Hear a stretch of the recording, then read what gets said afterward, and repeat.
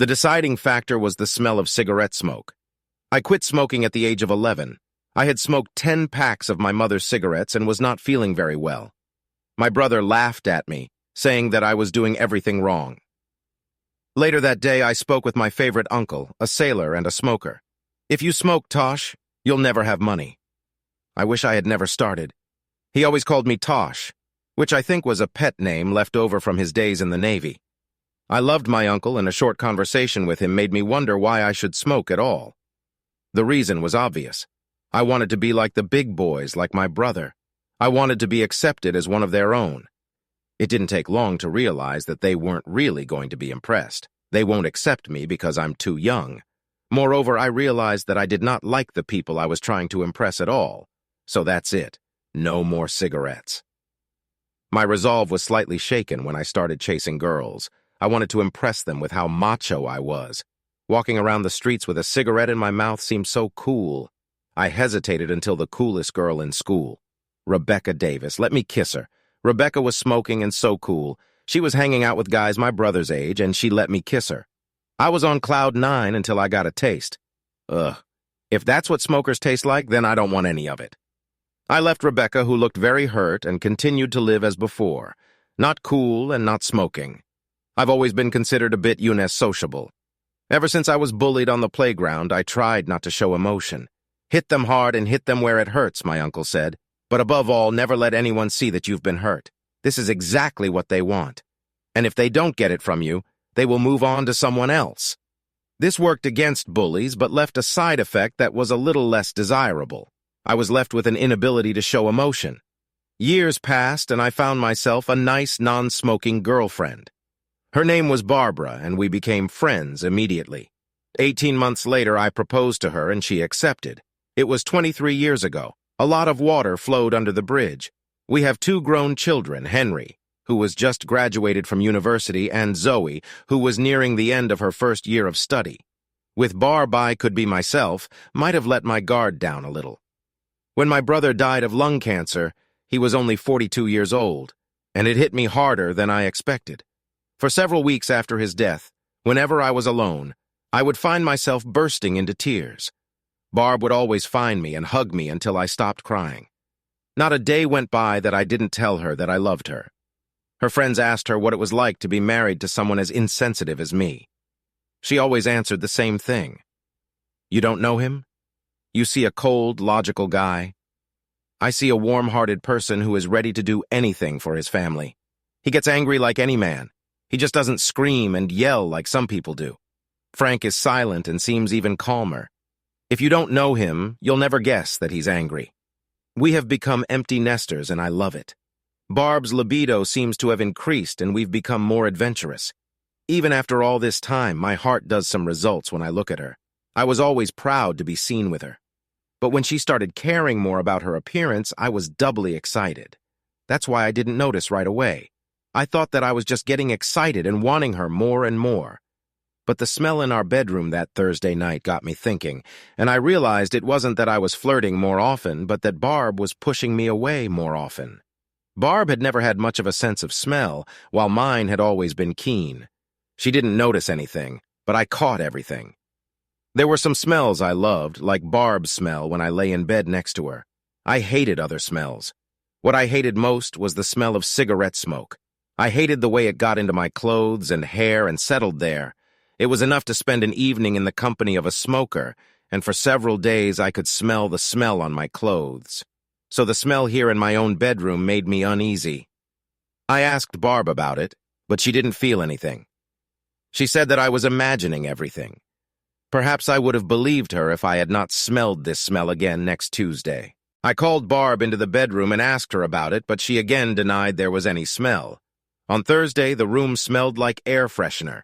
This caused me serious suspicions. I went to the window and smelled the curtains. It was cigarette smoke again. It got serious. Someone was smoking in my bedroom, and Barb was trying to hide it. There was only one conclusion. It took me 2 weeks to put the two together, so 2 weeks later there was a confrontation on a Tuesday night. We both sat down to dinner, and Barb was just starting to chew on a delicious piece of chicken when I asked her, "Who is he, Barb?" A sharp breath made her suck the chicken into her throat and violently choke. I thought I'd have to try the Heimlich maneuver. She came to her senses, and I brought her a glass of water. "Who is this who?" she asked, trying to bluff. "The man you allow to smoke in our bedroom. Who is he?" "I have no idea what you're talking about. What are you accusing me of?" "It's very simple, Barb. I'm accusing you of inviting a man into our bedroom and letting him smoke. I know it's true. I can smell it. Are you crazy?" Also quiet, calm in appearance, and suddenly he became enraged. "You need to get your nose checked. There's no smoking man here." I stopped eating and stood up. Looking down at her, I pointed to my plate. "By the way, this is actually a fantastic chicken." I walked down the hall to our bedroom, picked up a small round object, and returned to the table.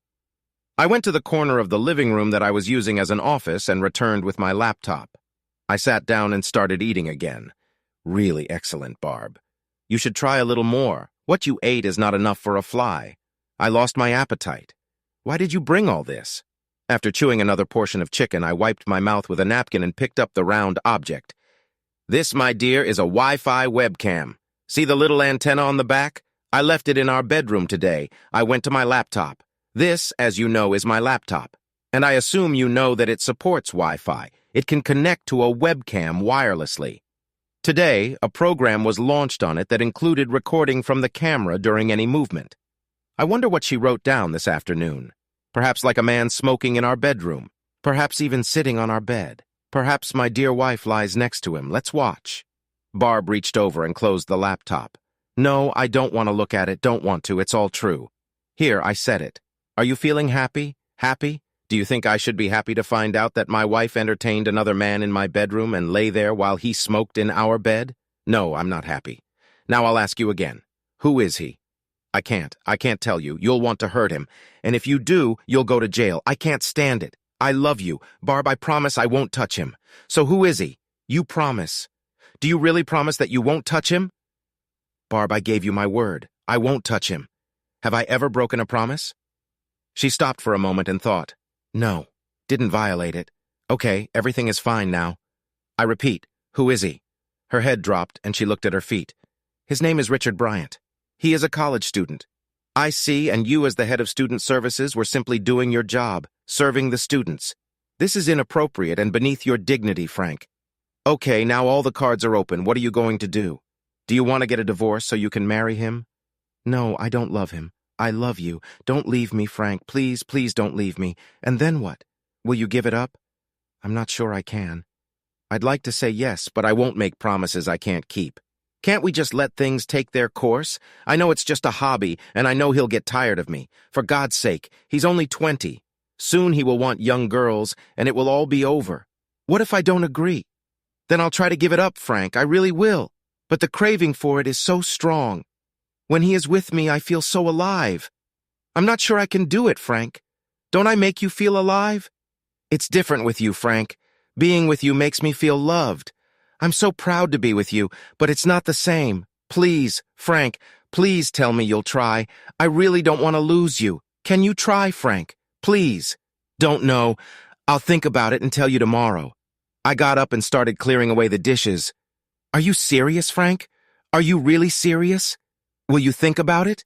I just said that, didn't I? Now I better start moving my things into the spare room. No, Frank, I do not want it. I really don't want to. Please don't move out. I have to, Barb. I know what young people are like. He'll spread the seed all over the place, and I certainly don't want to catch anything. I'll let you know tomorrow.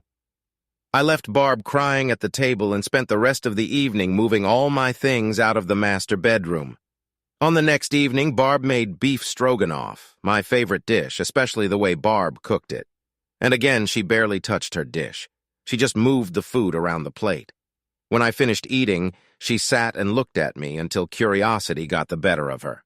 Well, have you already decided? Yes, Barb, decided. Well, don't keep me in suspense. What have you decided? Everything will end. It will all end right here, right now. From now on, you will no longer have anything to do with him. If he shows up in your office, you'll send someone else to deal with him. Is that clear, Barb? It's over. And you will stay with me, Frank. Will everything be the same? Maybe I do not know. This has never happened to me before. But yes, maybe with time I will get over it. Thank you, Frank. I'll try. I really will. You'll do more than just try, Barb. If you want us to stay together, you can make it work. God knows. I love you more than anything in the world, but I won't let you humiliate me.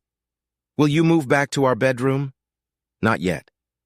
If I end up in the same bed with you, I won't be able to keep my hands off you. I think we both need to get tested for sexually transmitted diseases first. I'll make an appointment in the morning. I don't think there's anything to worry about. I'm sure he's clean. Nevertheless, we'll both get checked, as I already said. I know young people. I was once one of them.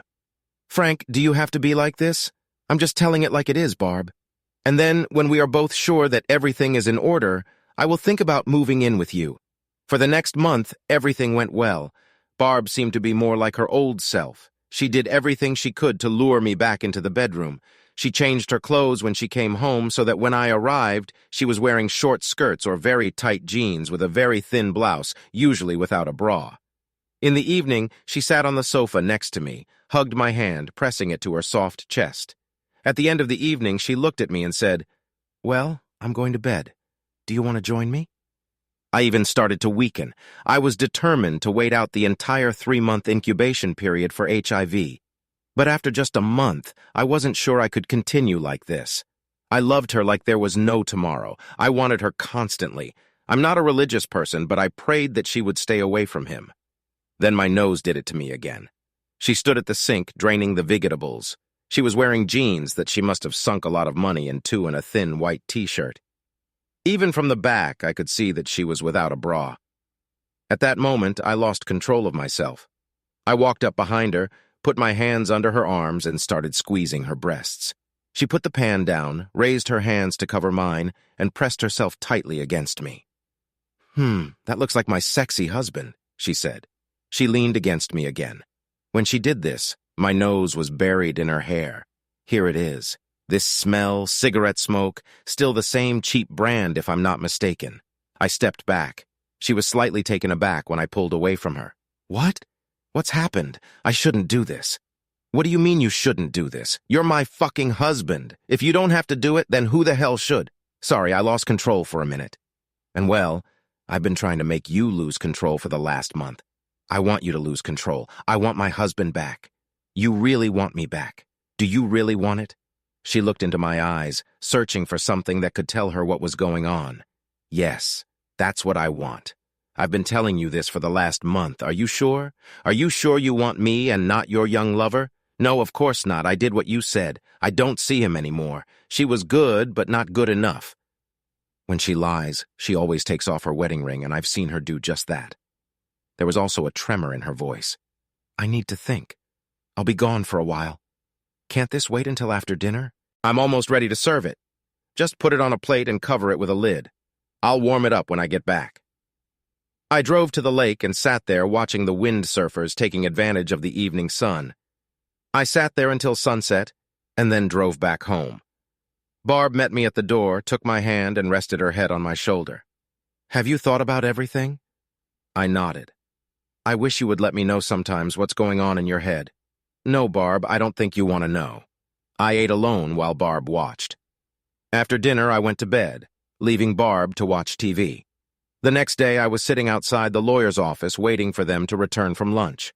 The lawyer's office was directly across the street from our local college. I was sitting there in my van, watching students come and go, when I noticed a group of 6 students walking in my direction, more precisely, 5 students and Barbara. They all laughed and joked as they crossed the road and entered the pub on the corner. I must admit, I didn't recognize her right away. She looked like she belonged among them. I sat in the van and watched the door of the pub, not noticing the lawyers and their secretaries returning to work. The sky became overcast and light rain began to drizzle. I had been there probably 45 minutes when I saw her come out. She was alone and decided to run back to work so as not to get wet. I crossed the road and entered the bar, seeing them all grouped around a table by the window. I bought myself a pint of good old and sat down at the table next to them. The girls all got up and went to the toilet together. I sat and eavesdropped on the conversation. Are you serious, Richie?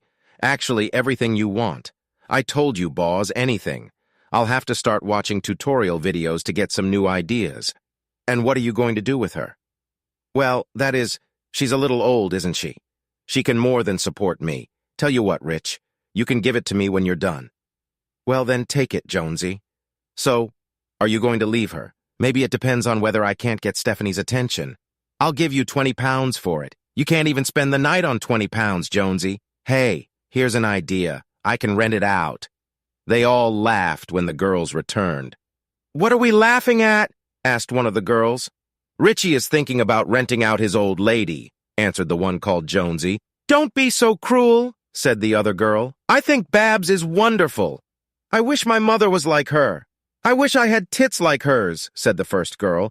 It amazes me what she sees in you, Richie. Her old man is no longer functioning. They sleep in different rooms. I felt anger and great sadness. How could this asshole for whom she had risked so much be so disrespectful to her? I wanted to sink my teeth into his throat. I wanted to castrate him with a beer glass, but it was Babs' promise that held me back. I won't touch him, I said. How could I be so stupid? Throughout the conversation, Richie watched the rain outside. Now I noticed how he reached into his pocket and took out cigarettes. When he took out his lighter, Jonesy addressed him. You can't smoke here, mate. It's illegal. Well, I'm not going to go outside. It's raining. I need a cigarette. And if people don't like it, they can go to hell.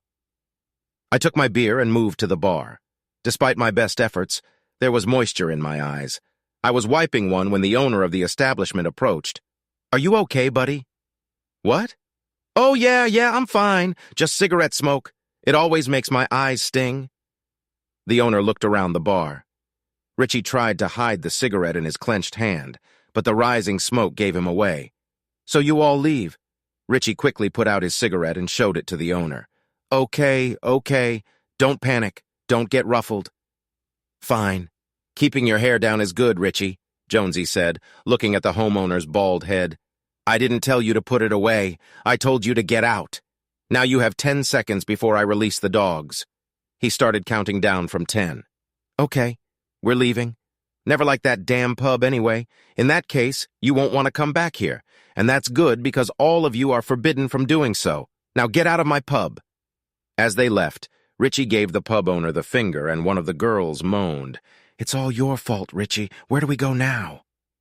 They reached the door, looked at the rain, and ran back in the direction of the college. I'm very sorry, sir, but can I refill your pint of beer now? No, thanks. I should be the one apologizing. I didn't want you to lose clients like that. I can do without such clients. They come here with an elderly woman. I think this insolent guy is probably having sex with her. In any case, they all sit on her neck. And when she leaves, they make sure their drinks last until the end of the day. I feel sorry for her. She seems nice. Cute, huh? Well, I'll say this.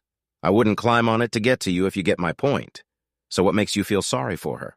Well, I'm not qualified or anything, but you see life in this job. In my opinion, she is desperately trying to regain her youth. She seems nice and she's married, so some poor soul is going to cry and drown his angst in beer over this. But she comes and sits with these guys laughing and giggling like she's one of them. You probably heard them talking about her when she left. For them, it's just light meat. It will all end in tears, and only she will suffer. It's not that I don't believe you, but why are you so sure? As I already said, this is my job. You see everything, and I've seen it all before. If she is lucky, when this little runt is done with her, it will be a wake-up call, and she will try to mend her relationship with her husband. It's more likely that she'll become so caught up in the feeling of being young again that she'll look for another teenager. Over time, she will go to bars and offer herself to any young man who seems even slightly interesting to her. It's really pathetic. You speak just like an experienced person. He leaned forward until his mouth was close to my ear. Why do you think my wife isn't here? When he pulled away, I saw sadness in his eyes. He seemed like a decent guy, and it hurt him just to talk about it. He looked down at my glass. Now, sir, will you have another one? No, thank you. My lunch break is over. I'd better get back to work. Thank you for the interview. The owner of the establishment certainly gave me something to think about. Will I be able to live with this situation? Is Barb hooked? She's already lied to me. So maybe that's it. Barb sat on my lap that evening. She squirmed on me. Do we really have to wait, Frank? I'm sure everything will be fine with us. If you're really worried, you can always don't even think about it, Barb. I interrupted her. I won't take precautions just because he didn't. I pushed her off my lap and stood up. I went to my room and lay down on my bed, thinking. I realized that she would never be frank with me. She needs me. She needs my stability like a disobedient child needs stable parents. And then I realized that I couldn't be that stable. I can't bear to watch her deteriorate as my friend described in the pub. I have to go to the break. I spent the next 2 weeks preparing for the move. I found a place to live, took some time off, and arranged to borrow the company van. I realized that Barb was using the room that used to be ours for her secret meetings. I decided to leave on Thursday after a small confrontation with my lovers. I took the van and parked it in the garage. The morning flew by on notice head, and I only had time to pack my things and make preparations. The coffee pot sat on the gas stove, waiting a little after 2 o'clock in the afternoon. Barb was called up to the house. I watched as they approached the front door. She said he was 20. He looked more like 16. I opened the front door. Barb's mouth dropped open. I looked at little Richard. By the way, he approached the door. I realized that he had shit himself. Barbary almost had to drag him through the door. "What are you doing here, Frank? I could ask you the same thing. I thought it was all over." At least she had the nobility to blush at this. "Sorry, Frank, I actually tried, but I just couldn't resist. In the end, I had to talk to him." And then you guess, "I'm sorry, Frank, I really am. But we can get through this. I know we can. Go back to work. We can talk about this in the evening. I want to talk to him with your lover, that is." "Frank, do you really think this is smart?" "Well, it will only confuse you. Barb, if a man is going to come into my house, smoke in my bedroom, have sex with my wife, then the least he can do is sit down and talk to me. Does this mean what I think it means, Frank? Do you really mind?" Nobody said anything about what I don't mind, but you know that I don't want to see you unhappy. So I'll have to put up with it. I just wanted to meet him, and you actually promised not to hurt him. I already told you that I won't touch him. She walked up to him, took his hand, and pulled him towards me. "Frank, this is Richard. Richard, this is Frank. Hello, come in, sit down. Have a cup of coffee. My name is Richard, sir. I'm glad to meet you." He held out his hand for me to shake. "Well, I'm sorry, but I can't shake your hand. I promised Barb that I wouldn't hurt you, and I always keep my promises." I saw him fumbling in his pocket. He pulled out a pack of cigarettes, took one out, and put it in his mouth. He took out a lighter and was about to light a cigarette. "Don't be a jerk, Richard. These things will kill you, and if you light a cigarette in front of me, I might have to do their job for them. It's now common practice to ask before smoking in a man's house, and I don't want to end up smelling like an ashtray." "Sorry, sir, I thought everything was fine. Barb said you wouldn't mind. So Barb's was wrong. What happens in this bedroom between you two is up to her, but making me passively breathe in your toxic smoke is not part of the deal. All clear?" "Yes, sir, quite." With trembling hands, he put away the cigarette. "As I understand it, you like cigarettes after sex. I don't understand why you smoke these things. Don't you know about the risk?" "Oh, yes, I know, sir, but they say that if I quit for 10 years, the risk will drop to 0. I believe that if I quit at 30, by the time I'm your age, I'll be clean. This is provided that you live that long. Now drink your coffee. What is next? Will you be able to keep her as well as she is used to? Are you planning to marry her? I thought he was going to throw coffee on me." He was so shocked by what I suggested, seeing his predicament, Barb intervened. "You know very well, we didn't even discuss this. I am your wife and always will be, it's clear. So he's just a little lover on the side, huh, Barb?" "Stop it, Frank. Either get back to work or we're leaving. We'll talk about this tonight." I turned back to the young man sitting at the table. "Well, I see Barb is starting to worry." Barb began to fidget, shifting from foot to foot and stretching her arms. It reminded me of the times when my daughter was waiting for her first date. Maybe she's afraid of losing you, or maybe she's worried about losing her place in your little group.